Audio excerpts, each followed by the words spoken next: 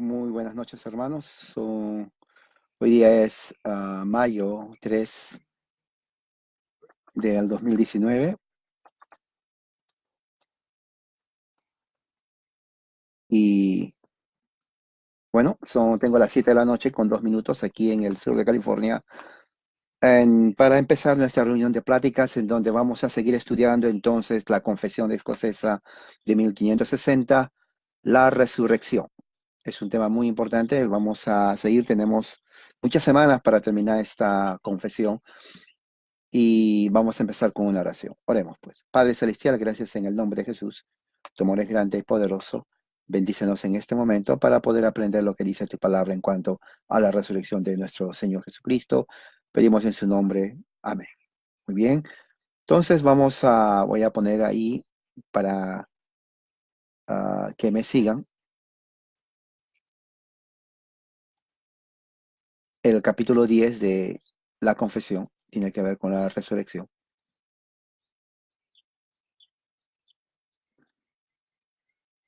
Y ahí está. Entonces, vamos a leer. Dice capítulo 10: indudablemente creemos que en la medida en que era posible que los dolores de la muerte mantuvieran en esclavitud al autor de la vida, que nuestro Señor Jesucristo crucificado, muerto y enterrado, quien descendió al infierno, resucitó para nuestra justificación. Y al destruir a aquel que fue el autor de la muerte, nos devolvió la vida que estaba sujeta a la muerte y a la esclavitud de la misma. Sabemos que su resurrección fue confirmada por el testimonio de sus propios enemigos, por la resurrección de los muertos cuyos sepulcros se abrieron y se levantaron, y aparecieron a muchos dentro de la ciudad de Jerusalén. También fue confirmado por el testimonio de los ángeles y por los sentidos y juicios de sus apóstoles y de otros que conversaron, comieron y bebieron con él después de su resurrección. Los números que aparecen ahí son los números de la cita bíblica que Juan Knox y los otros teólogos usaron para explicar lo que tiene que ver con la resurrección. Les había dicho en la mañana de que les había pedido que lean 1 Corintios capítulo 15. Es un tema muy importante. Es un capítulo donde Pablo escribe a la iglesia en Corinto acerca de la resurrección. Entonces ahí Pablo uh, explica, pone ejemplos y refuta también algunas cosas que muchos judíos y gnósticos criticaban acerca de la resurrección. Al mismo tiempo aclara conceptos en cuanto a qué es la resurrección. Ahora, para entender eso tenemos que ir al primer siglo. Recuerden, nuestra fe es desarrollada en cuanto a la resurrección por el apóstol Pablo. Pablo es el que escribe más de esto. Escribió 13 cartas a la iglesia de Asia. Se dice que posiblemente escribió más de 13, pero se perdieron, lo quemaron, puede haber pasado muchas cosas, pero ya sea que escribió más o no solamente esto, tenemos en la Biblia 13 cartas que se atribuye a Pablo que escribió. Una de esas cartas es la carta que escribe a Corinto, la primera carta, una carta larga en donde hay muchos temas que él trata. En el capítulo 15 habla acerca del tema de la resurrección. Entonces, vamos a analizar lo que dice la confesión y vamos a ver también los textos que ellos mencionan en cuanto a lo que al tema este de la resurrección. Recuerde que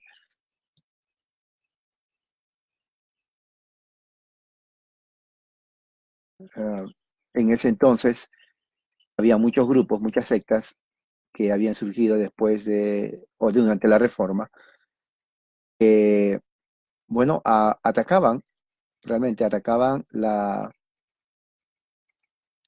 fe cristiana en cuanto a la resurrección. Y hoy día también hay grupos que atacan la resurrección. Uno de aquellos grupos es el grupo herético llamado Testigos de Jehová, donde ellos niegan rotundamente la uh, resurrección de Cristo tal como enseña la Biblia. Entonces vamos a analizar. Recuerde que estamos analizando lo que dice esta parte de la confesión y comparándole con los textos que ellos ponen. Ahora, ¿es importante la resurrección? Claro, es nuestra fe. Sin resurrección estamos perdiendo el tiempo aquí. Pablo mismo lo dice, ¿no? Dice Pablo, si no hay resurrección, nuestra fe es vana. Mejor nos ponemos a jugar pelotas o a ser comunistas tal vez o marxistas o lo que sea, pero no cristianos. Pero como Jesucristo creemos que sí resucitó, entonces tenemos que estar bien fundamentados ahí, ¿no? Muy bien. A ver, vamos a empezar entonces con la primera parte. Dice, indudablemente dice, creemos que en la medida en que era imposible que los dolores de la muerte mantuvieran en esclavitud al autor de la vida. Y toma pone, perdón, como texto Hechos 2:24. Vamos entonces a abrir la Biblia en el libro de los Hechos, capítulo 2, versículo 24. Hechos 2:24. A ver qué dice. Dice así. Sin embargo, Dios lo resucitó, librándolo de las angustias de la muerte, porque era imposible que la muerte lo mantuviera bajo su dominio. Pero leamos el contexto, leamos del versículo 22 hasta el 24, porque ahí nos da una idea de lo que está pasando. Ok, vamos entonces a leer Hechos 2, del 22 al 24, dice así, pueblo de Israel, escuchar esto habla Pedro. Jesús de Nazaret fue un hombre acreditado por Dios, ¿no? Acreditado se entiende como Dios dio testigo de él. Ante ustedes con milagros, lo atestiguó con milagros, señales y prodigios, está haciendo su ministerio de Jesús, los cuales realizó Dios entre vosotros por medio de él, como lo sabe. Ahora, bien interesante, hermano. Cuando leemos la Biblia, ustedes tienen que notar muchas figuras gramáticas. Nuestro lenguaje obedece a leyes gramaticales. Todo lenguaje obedece. El castellano es rico en eso. Nuestro idioma de Castilla es rico. ¿Por qué menciono esto? Porque cuando leemos la Biblia, si usted no entiende, puede ser por problemas de gramática que no entiende el español. Puede hablar español, pero no lo entiende. Entonces, cuando se traduce la Biblia del griego al español o el hebreo, uno tiene que buscar las palabras que den la idea exacta de lo que quiere decir. Porque una palabra en hebreo o en griego, según el contexto, puede significar diferente en otro contexto. Y es el gran problema que las sectas tienen, como por ejemplo los testigos de Jehová. Un ejemplo para ilustrar lo que estoy diciendo, para que ustedes me entiendan. La palabra alma.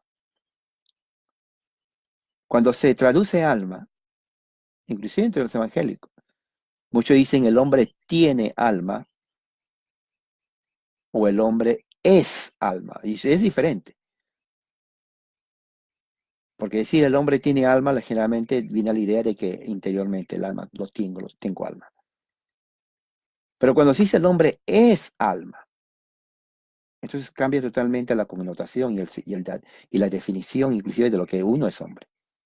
Entonces no es igual decir el hombre tiene alma y el hombre es alma. Por ejemplo, en el Antiguo Testamento, cuando Dios crea a los animales, los crea seres vivientes. La palabra ser viviente es nefesh, alma. O sea, el animal es un alma viviente. Desde el punto de vista bíblico, el animal es alma viviente. Así dice la Biblia. Sin embargo, cuando se lee todo el contexto bíblico, hay partes en la Escritura en donde da a entender que el hombre tiene alma. ¿Entiende? Entonces, para definir cuál es cuál, muchos se rompen la cabeza, pero en realidad no hay que hacer eso. Porque según el contexto, la palabra nefesh da un significado. ¿Quién lo usa? ¿Por qué lo usa? Entonces, cuando hablamos, por ejemplo, en este caso que estamos leyendo, ¿por qué digo todo esto? Porque cuando leemos el versículo 22, dice, Jesús de Nazaret, hombre acreditado por Dios ante vosotros, con milagros, fíjese, con milagros, la conjunción con milagros, señales y prodigios. Los milagros, señales y prodigios, ¿quién lo realizó? ¿Lo realizó Jesús o lo realizó Dios? Dígame usted. Los milagros, ¿lo realizó Jesús o lo realizó Dios? Bueno, lo realizó, ¿qué dice ahí? Puede escribirlo ahí, hermano, una interacción. ¿Quién realizó esos milagros? De Jesús. Es una sola palabra ahí. ¿Lo realizó Jesús o lo realizó Dios? Según Pedro. Dios, exacto. Porque ahí está diciendo. Dice, realizó Dios entre vosotros, pero por medio de él, de Jesús.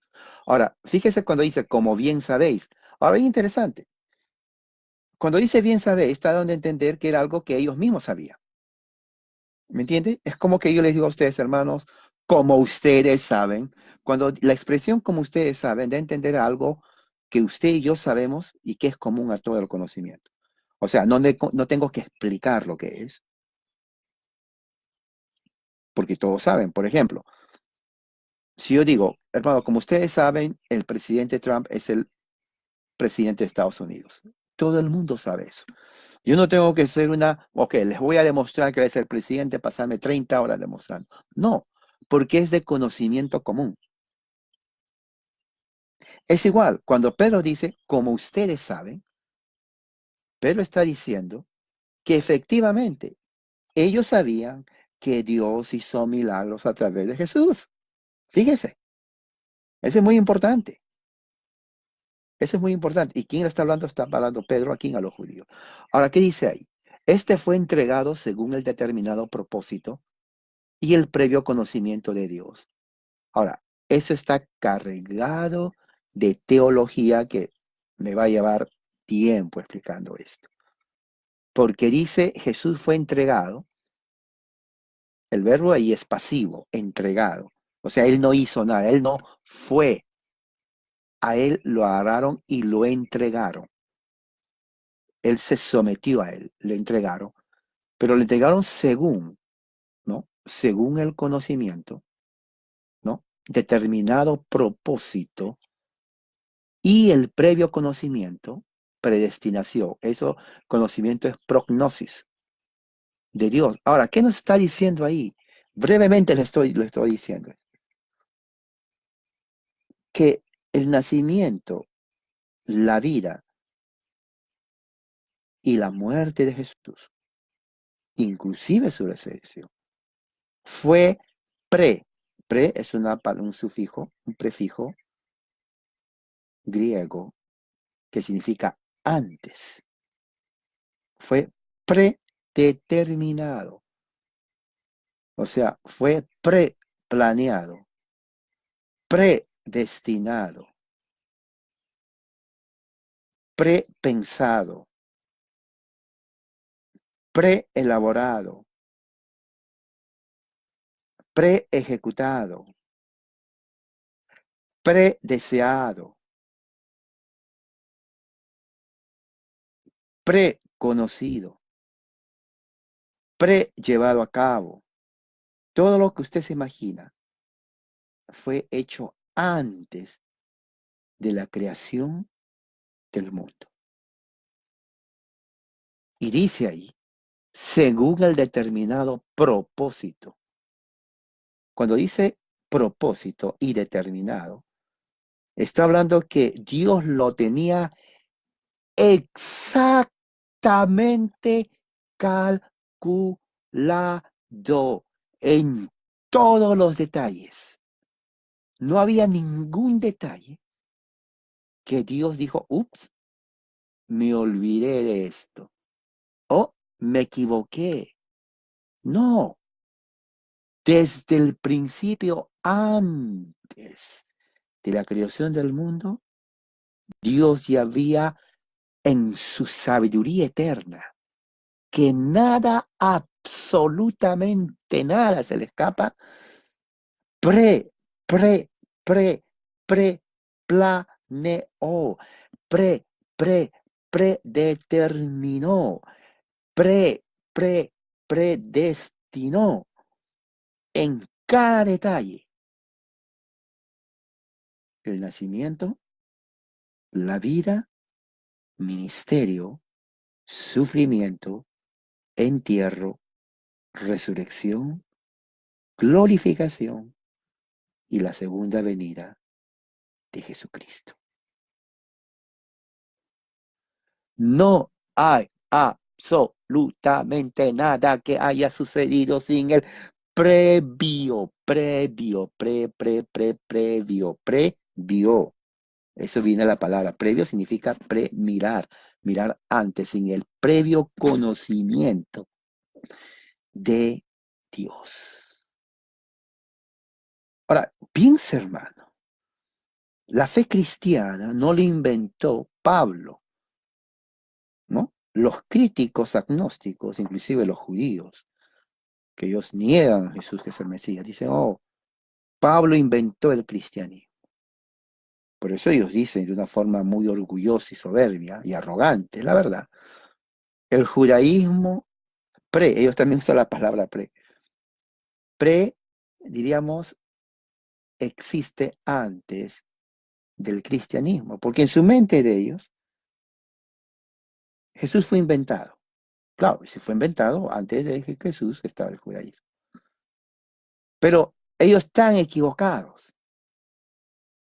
Es el cristianismo que es antes del judaísmo. Porque el cristianismo viene de Cristo. Y Cristo es una palabra griega, ¿no? Cristo es una palabra griega que significa en español castellano de Castilla, significa ungido. Ahí está, Cristo es ungido. Entonces, ungido significa, y voy a poner, porque ustedes tienen que saber esto, si algún testigo les dice que es ungido, yo no quiero que le digan, déjame pensar. No, no, no, no, no. No, no, no, no le digan eso. Usted que ya tiene 4 años, un teólogo, una teóloga, usted dice inmediatamente, en menos de un segundo, le dice, sí, yo sé lo que significa ungido. Ungido significa esto. Y le dice, así, dice. Porque usted estudió la Biblia, usted está hablando con personas que estudian la Biblia, ¿no?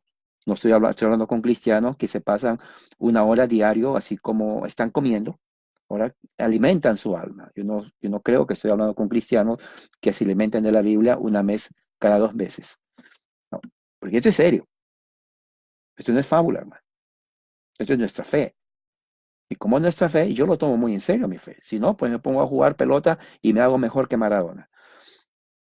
Entonces, no. Entonces tenemos que creer esto. Ungido generalmente es para rey, poder, dominio. Rey, poder, dominio. Cuando Dios le dice a la serpiente que la semilla de la mujer te herirá y tú la herirás en el calcañar. Está poniendo la promesa que él ya había preplaneado de la venida de su hijo, el Salvador, porque así es, Jesús significa el Salvador. En español, Jesús no es español tampoco, ¿ok? Se dan cuenta que ni siquiera Jesús no es Salvador. Es una mala expresión que con el tiempo se quedó con Jesús. Eso es griego. Es Jesús. Ahí lo pongo. Entonces, como es Jesús, con el tiempo pusieron Jesús. ¿Ya ven? Por eso que en inglés también se escribe igual que en español, pero se pronuncia Jesus. Jesus. No lleva el acento en la U. Jesus. En inglés es, en español, Jesús. Jesús. Pero tanto en el inglés español, no es ni inglés ni es español, es griego. Entonces, usted está hablando griego conmigo. ¿Se da cuenta que conmigo usted está aprendiendo griego? Por eso es importante la Biblia. La Biblia es para persona inteligente. Una persona que es inteligente no va a leer la Biblia, y no lo va a entender. Entonces, usted está siendo inteligente. Muy bien, me gusta eso. está empleando su tiempo en algo cultural, ¿me entiende? O sea, que usted no solamente aprende religión cristiana, pero también está aprendiendo cultura, ¿ok? Si alguien le pregunta, ¿qué aprendiste? Cultura, cómo vivir mejor, de dónde viene el origen de lo que yo hablo de español y de dónde vienen las palabras españolas, usted ya sabe. Griego, griego. Recuerde, escríbalo. Griego. Muchos de sus nombres son griegos. Entonces, Hechos, dice así. Cuando vamos al libro, otra vez, dice, por medio del conocimiento y por medio de gente malvada. Fíjense, o sea que Dios había inclusive dicho que la gente malvada estaba involucrada en el plan de la muerte de Jesús. ¿Ok? Esto implica mucho que Dios tiene todo en control. Dice, vosotros lo matasteis clavándole en la cruz. ¿A quién le está hablando? ¿Al mexicano? ¿Había mexicanos ahí, hermano? A ver, usted que es una persona pensante. Pedro, ¿a quién le está hablando? ¿Le está hablando a los africanos? ¿Está hablando a los chinos? ¿O al chileno o al peruano? No había ninguno de esos. Había un grupo étnico en particular a quien Pedro está hablando. ¿Quiénes eran? Puede escribir ahí. ¿Quiénes eran? ¿A quién está hablando? Pedro, ¿a quién se está dirigiendo? En otras palabras, cuando les dice, ustedes mataron crucificándole. ¿A quién les está diciendo? A los judíos. No le está diciendo a un hermano ahí de Nicaragua, El Salvador o de México. No, no había nada de eso. A los judíos Pedro le está diciendo, ustedes lo mataron clavándole en la cruz, siguiendo el plan determinado de Dios. Pero aquí viene lo que vamos a hablar. Sin embargo, una conjunción de contraste, Dios lo resucitó. Ahora, esa parte es buenísima. Dios lo resucitó. Eso es nuestra fe. Usted es cristiano, aquí está la base de nuestra fe. Dios lo resucitó. Resucitar significa que Dios en su poder como Dios lo levantó de los muertos, le dio vida, le vuelve a dar la vida y lo levanta de entre los muertos. Por eso ahí es cuando dice, porque era imposible que la muerte lo mantuviera bajo su dominio y se basa en el Salmo de David, ¿no? Que es Salmo 16, 8 al 11, donde dice David, veía yo al Señor siempre delante de mí, porque Él estaba a mi derecha para que no caiga. Por eso mi corazón se alegra y canta con gozo mi lengua. Mi cuerpo también vivirá en esperanza. No dejarás que mi vida termine en el sepulcro. Ahora bien interesante, ahí es el apóstol, perdón, no apóstol, el salmista David, el rey David hablando, pero se personifica a Jesús hablando en los salmos. Por eso Jesús dice en Lucas, cuando se aparece en el camino a Maús, que los salmos testifican de mí. Entonces, la hermenéutica que Pedro usa es la misma hermenéutica que Jesús usa cuando dice que los salmos, la ley y los profetas hablan de mí. Él no está inventando nada. Y los judíos que conocen las escrituras, Antiguo Testamento, al escuchar que Pedro está diciendo, David profetizó esto, se quedan atónitos, hermano. Se quedan muy atónitos, demostrando que Jesús no podía quedar en el sepulcro. ¿Qué más dice? Dice que nuestro Señor Jesucristo, crucificado, muerto y enterrado, sepultado, quien descendió al infierno, resucitó para nuestra justificación. Ahora, ahí está, vamos a leer dos textos, Hechos 3:26 y ahí Romanos hay unos textos, voy a poner para que ustedes lean con su Biblia. Yo sé que ustedes leen la Biblia, son, como dicen por ahí, capos.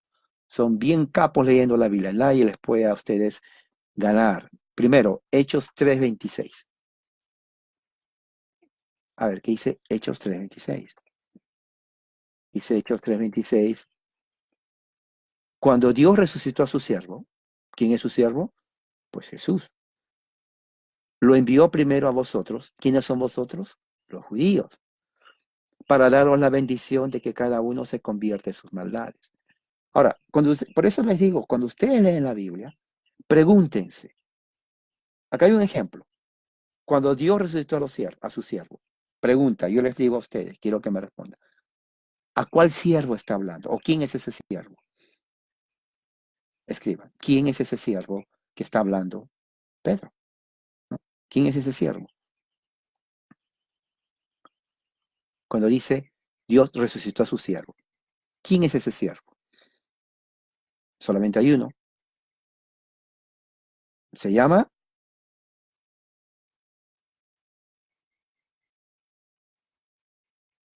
¿quién es ese siervo, hermanos? Se llama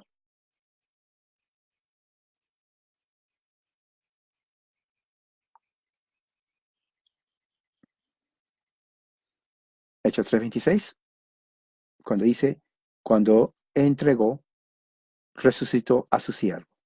Su nombre es Jesucristo. Ahora, siguiente pregunta. Lo envió primero a vosotros. ¿Quiénes son esos vosotros?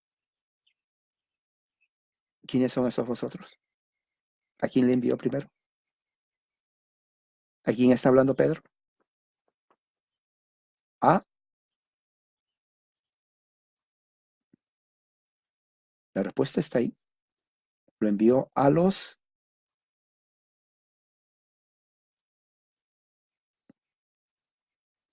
judíos, ¿correcto? Entonces Pedro otra vez a los judíos dice, primero a los judíos, para daros la bendición de que cada uno se convierta en su maldad. Ahora, aquí está la clave. Cuando dice la frase, para daros la bendición, justamente esa es la razón por la cual Jesús o se predica el Evangelio. El Evangelio, según Pedro, es una bendición. Pero ¿de dónde saca Pedro eso de la bendición? Hechos 3:26 se tiene que leer con Génesis capítulo 15. ¿Por qué? Porque en Génesis capítulo 15, ¿no?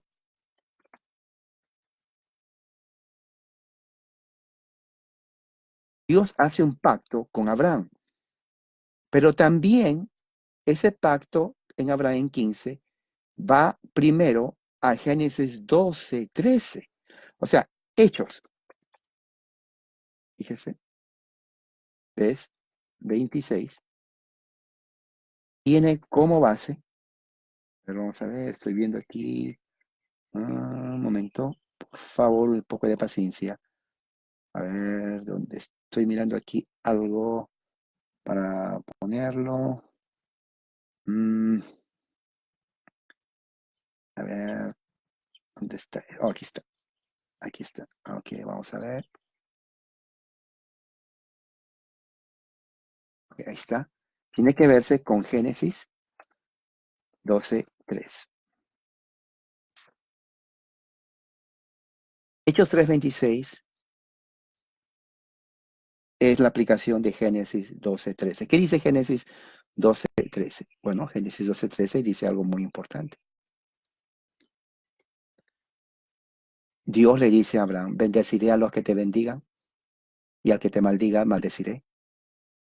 Y en ti serán hechas benditas todas las naciones de la tierra. Benditas todas las naciones de la tierra. La pregunta es, y ustedes me van a contestar como buenos estudiantes de la Biblia, ¿cómo serán, y ahí lo voy a poner la pregunta, hermano, benditas las naciones de la tierra? La respuesta está ahí. A ver, ¿cómo serán benditas las naciones de la tierra? Quiero el texto. Acabamos de leerlo. ¿Cómo serán benditas las naciones de la tierra? ¿Recuerdan, hermano? Eso es estudiar la Biblia. ¿Se dan cuenta por qué estudiar la Biblia es de valientes? ¿Cómo serán benditas las naciones de la tierra? Ya lo dijo Pedro.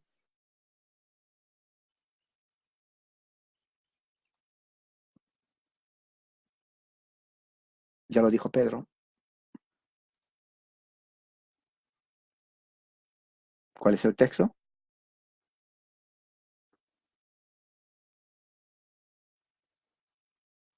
¿Cómo serán benditas las naciones de la tierra?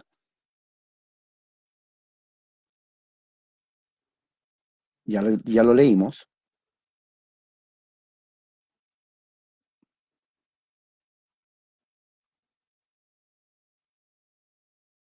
No, ya lo leímos, hermana. Ya lo leímos. Le puse ahí el texto clarito. Hace un minuto puse el texto ahí. Puse el texto. ¿Cómo serán benditas las naciones de la tierra? Leamos Hechos 3:26. Dice, cuando Dios resucitó a su siervo, le envió primero a vosotros. ¿Quiénes son vosotros? Todos sabemos que está hablando de los judíos. Dice, y luego dice, ¿para qué le envió primero a Jesús? ¿Para daros la qué? Miren esa parte. ¿Para daros la qué? La bendición. Ahora, ¿qué bendición es la que está dando Pedro? Pedro está predicando el Evangelio. Entonces, la pregunta que dice, exacto, con el Evangelio, muy bien. ¿Cómo serán benditas las naciones de la tierra? Por la predicación, exacto, del Evangelio. Porque eso es lo que estaba justamente haciendo Pedro.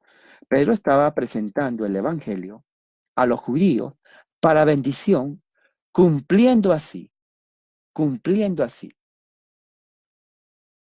la promesa que Dios dio a Abraham, que en ti serán benditas las naciones de la tierra. Pero cuando dice en ti, está hablando de su semilla. ¿Cuál es la semilla de Abraham? Jesucristo. El Evangelio de Jesús. ¿Se acuerda que hablamos la semana pasada? El Evangelio de Jesús, 1 Corintios 15, del 3 al 4, dice que en su muerte y en su resurrección. O sea, el Evangelio es la muerte de Cristo, la resurrección. Y el que cree en el Evangelio, o sea, en Cristo, en su muerte y resurrección, según Pedro, bendito, se cumple la bendición. Entonces, cuando dice, el que te bendiga será bendito y será la bendición a todas las personas de la tierra, está hablando del Evangelio, del Evangelio de Cristo, está diciendo. Muy bien, ¿cuál es el otro texto? Es Romanos 6:5. A ver, Romanos 6:5. Y así vamos avanzando. Romanos 6:5. A ver, ahora la Biblia en Romanos, capítulo 6, versículo 5. Dice así la bendita palabra de Dios. Aquí lo tengo. En efecto, si hemos estado unidos con Él en su muerte, sin duda también estaremos unidos con Él en su resurrección. Y este es tremendo. ¿Sabe lo que significa esto, hermano? Muchos no saben, porque se tiene que entender la Biblia, se tiene que leer la Biblia. Cuando Pablo está hablando aquí, en esta carta a Romanos 6:5, cuando dice, en efecto, si hemos estado unidos con Él en su muerte, sin duda estaremos unidos con Él en su resurrección. Está hablando acerca del Evangelio de Cristo. Cuando uno predica el Evangelio, uno predica la muerte de Jesús y uno predica a sí mismo también la resurrección de Jesús. Y el que está en la muerte de Jesús está en su resurrección, lo cual quiere decir es imposible perder la salvación. La salvación no se pierde, porque una vez que uno está en Cristo, estar en Cristo significa estar en su muerte y estar en su resurrección. Usted no puede estar en su muerte y no en la resurrección de Cristo. O usted no puede decir, bueno, yo voy a resucitar con Cristo y no estar en su muerte. Es una expresión que significa estar en Cristo. Si alguien le pregunta a usted qué significa estar en Cristo, no diga, déjame pensar. Usted inmediatamente dice, estar en Cristo significa estar en su muerte y en su resurrección. Eso es el Evangelio de Cristo. Eso lo enseñó Pablo, 1 Corintios capítulo 15, versículos del 4 al 5. Eso es lo que está enseñando aquí mismo. ¿Cuál es el otro texto? El otro texto está ahí mismo, en el mismo capítulo, en el versículo 9. Versículo 9 dice, pues sabemos que en Cristo, por haber sido levantado de entre los muertos, ya no puede volver a morir.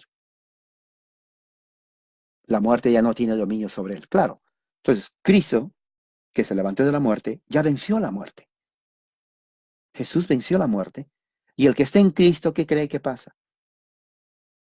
Muere en Cristo, pero resucita para la vida eterna. De manera que el que está en Cristo ya no puede morir en sus pecados. Ya no está condenado. Estamos justificados. Y justificados por la fe significa justificados por la fe de Jesús. La fe de Jesús es justamente lo que nos justifica, y lo que nos justifica es creer en Él, en su muerte y resurrección. Eso es lo que está diciendo Pablo desde el punto de vista bíblico. ¿Se dan cuenta por qué es importante estudiar la Biblia? ¿Qué más dice? Dice hay otra parte ahí.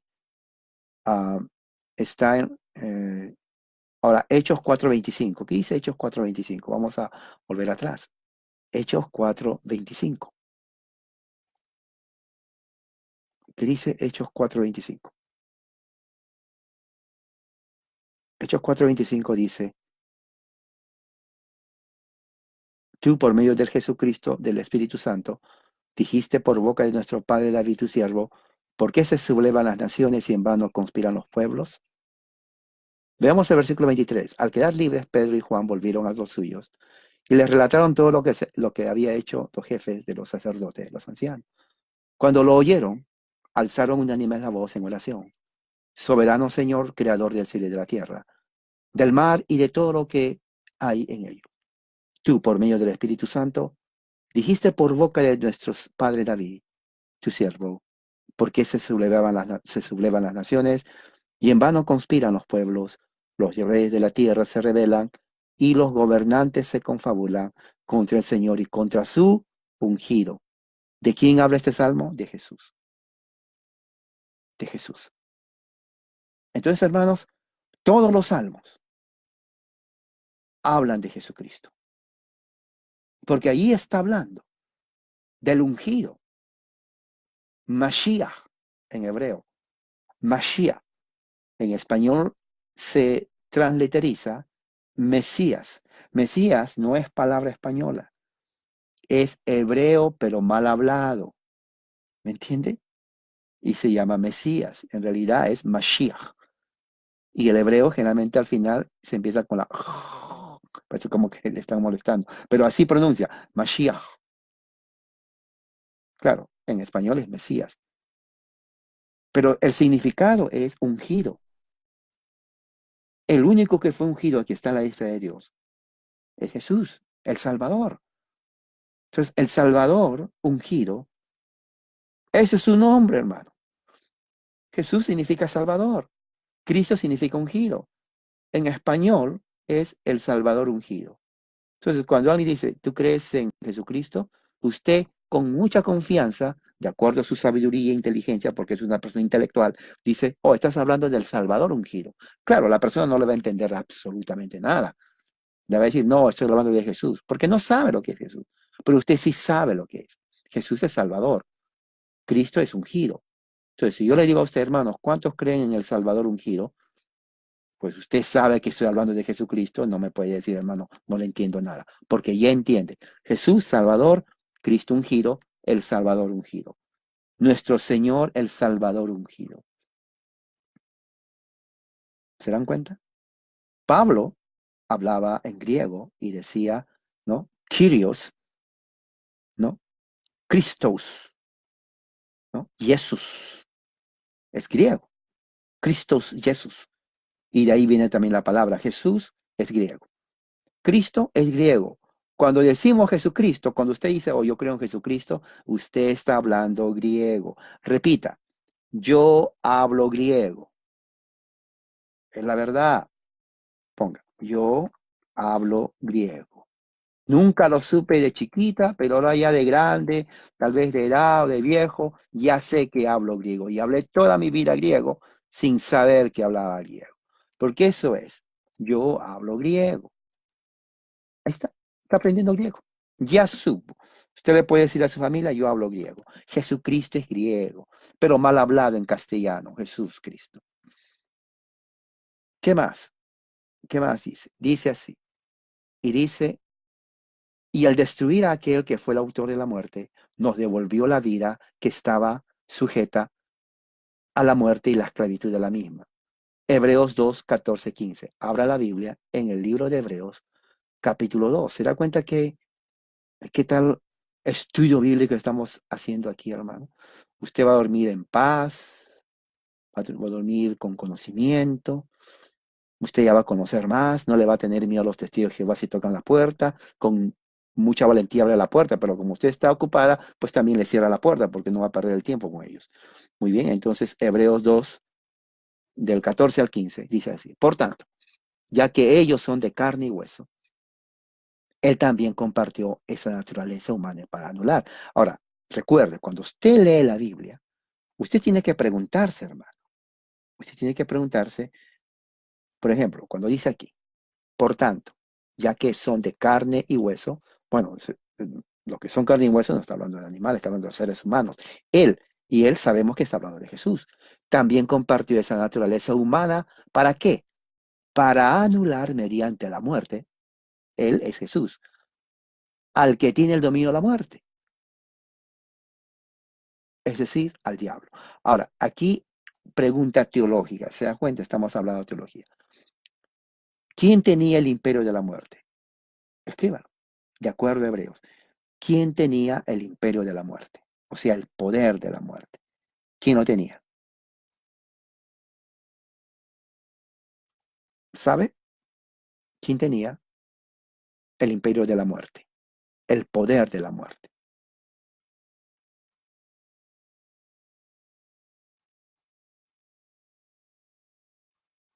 ¿Quién? El imperio o el poder de la muerte lo tenía.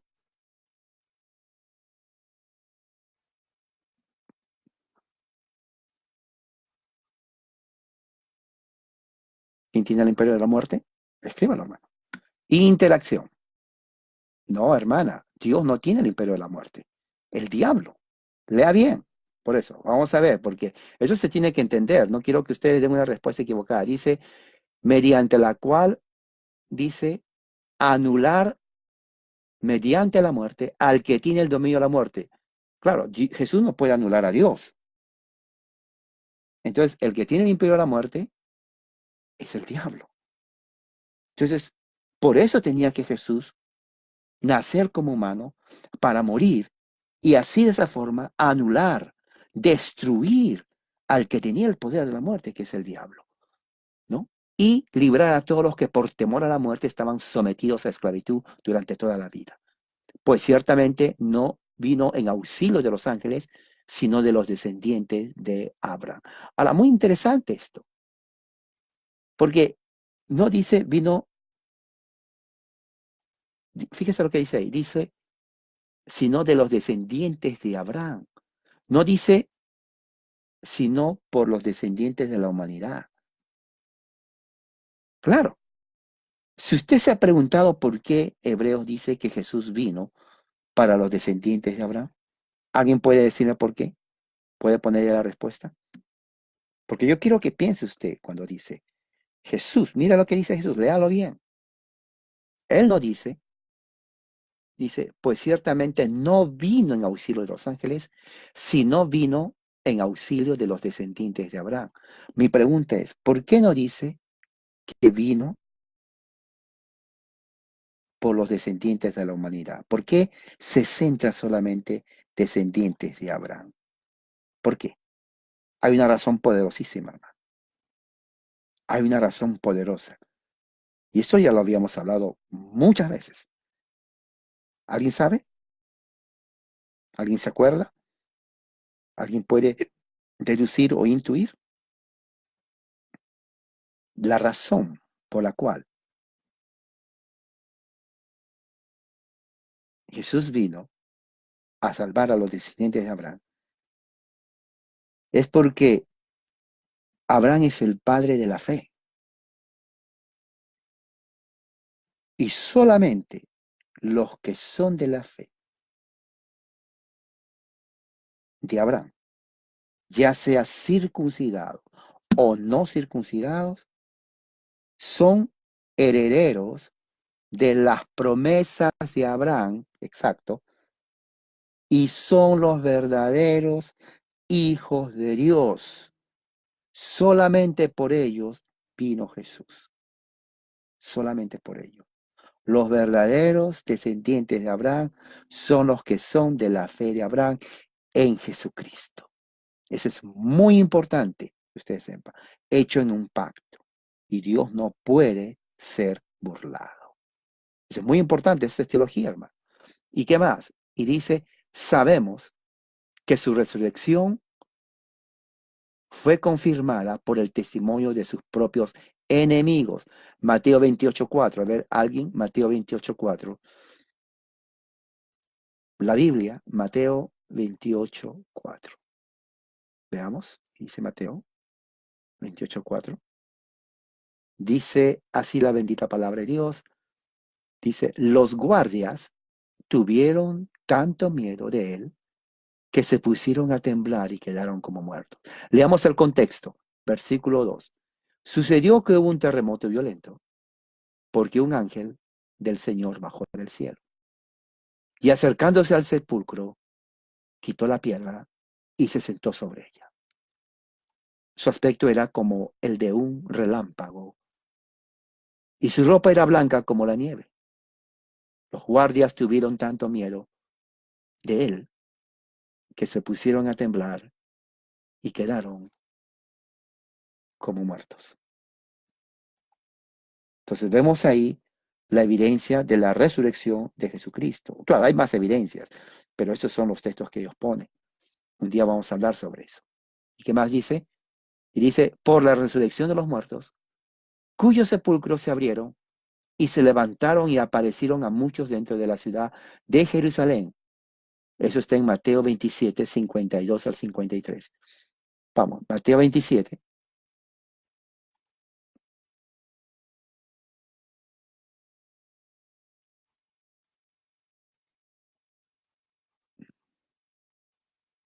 Mateo 27, del 52 al 53. Vamos a leer, bueno, el texto es grande, el contexto es grande, pero... ok, vamos del 50 al 53. Ok, al 53. Bueno, al 54, perdón, bueno, todo, pero 50-54, discúlpenme, pero... Ok, dice así la bendita palabra de Dios. Entonces Jesús volvió a gritar con fuerza y entregó su espíritu. Esa es teología también bastante. Me puedo dar ahí una hora. ¿Por qué dice entregó su espíritu? Ese es otro tema. En ese momento, la cortina del santuario del templo se rasgó en dos, de arriba a abajo. La tierra tembló y se partieron las rocas. Se abrieron los sepulcros y muchos santos que habían muerto resucitaron. Salieron de los sepulcros y después de la resurrección de Jesús, entraron en la ciudad santa y se aparecieron a muchos. Cuando el centurión y los que con él estaban custodiando a Jesús vieron el terremoto y todo lo que había sucedido, quedaron aterrados y exclamaron, verdaderamente, este era el Hijo de Dios. Qué tremendo, qué drama tan intenso esto de nuestro Señor.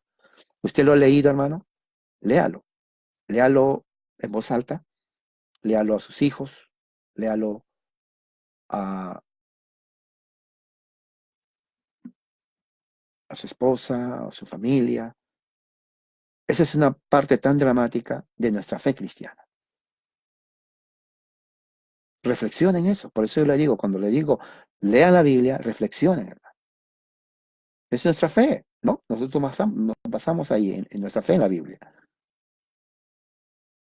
¿Qué más dice? Dice, también fue confirmado por el testimonio de los ángeles. Bueno, eso ya lo hemos leído, está en Mateo 28. Y al final dice, y por los sentidos y juicios de sus apóstoles y de otros que conversaron, comieron y bebieron con él después de su resurrección. Y aquí vamos a ver Juan 20, 27. Vamos al libro de Juan, el Evangelio de Juan, el cuarto Evangelio. Pero qué tremendo es este estudio, ¿eh? Está gozándose en el estudio, hermano. Es un gozo espiritual. Juan 20, del 27, versículo 27. Juan 20, 27. Pero vamos a leer del 26 otra vez. Contexto. Una semana más tarde estaban los discípulos de nuevo en la casa y Tomás estaba con ellos. Aunque las puertas estaban cerradas, Jesús entró y poniéndose en medio de ellos los saludó. La paz sea con vosotros. Luego dijo a Tomás, pon tu dedo aquí y mira mis manos. Acerca tu mano y métela en mi costado. Y no seas incrédulo, sino hombre de fe. Eso le dijo Jesús. Se da cuenta, vio lo que pasó ahí. Es un testimonio tremendo. Vamos a Juan capítulo 21, versículo 7. El siguiente capítulo, Juan 21, 7.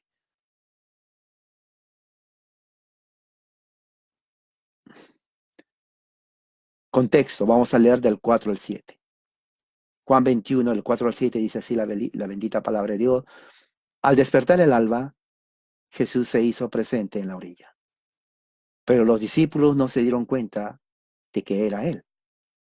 Muchachos, ¿no tenéis algo de comer? Les preguntó Jesús. No, respondieron ellos. Echad la red a la derecha de la barca y pescaréis algo.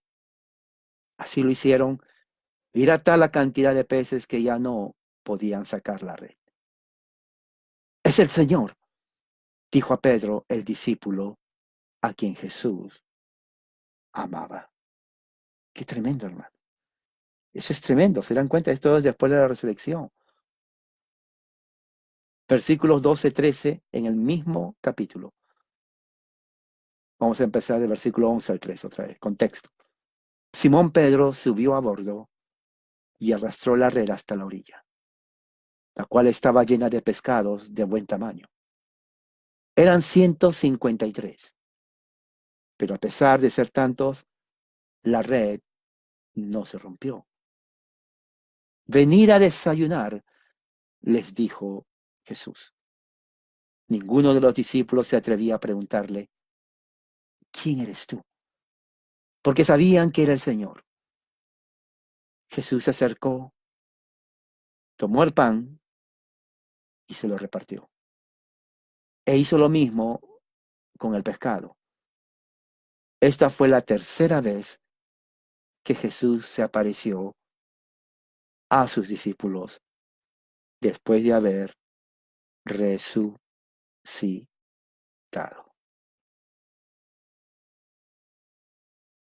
Tremendo. Y en Lucas 24, 41, 43. Abramos la Biblia. Lucas 24, 41, 43. Y vamos a ver Lucas 24, 41, 43. Vamos a leer el versículo 40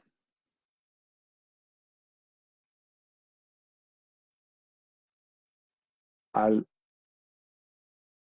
44. Lucas 24, 40 al 44 dice, dicho esto, les mostró las manos y los pies. Como ellos no acababan de creerlo, a causa de la alegría y del asombro, les preguntó, ¿tenéis aquí algo de comer? Le dieron un pedazo de pescado asado. Así que lo tomó y se lo comió delante de ellos. Luego les dijo, cuando todavía estaba yo con vosotros, os decía que tenía que cumplirse todo lo que está escrito acerca de mí en la ley de Moisés, en los profetas y en los salmos. Qué hermoso, qué hermoso, qué hermoso lo que se está hablando aquí. Y esto es algo que lo tienen que meditar. Y así, hermanos, terminamos esta capítulo 10 acerca de la resurrección de Jesús. Hay mucho que hablar, pero esto es lo que nos muestra este capítulo. Que la gracia y la paz de Dios sea con ustedes y que haya sido de mucha ayuda. Vamos a orar. Padre, gracias por este momento, que hayamos podido entender tu palabra y sacar muchas lecciones para nuestra vida. Gracias, Señor, en el nombre de nuestro Señor Jesucristo. Amén. Que la gracia y la paz sea con todos ustedes, hermanos. Amén.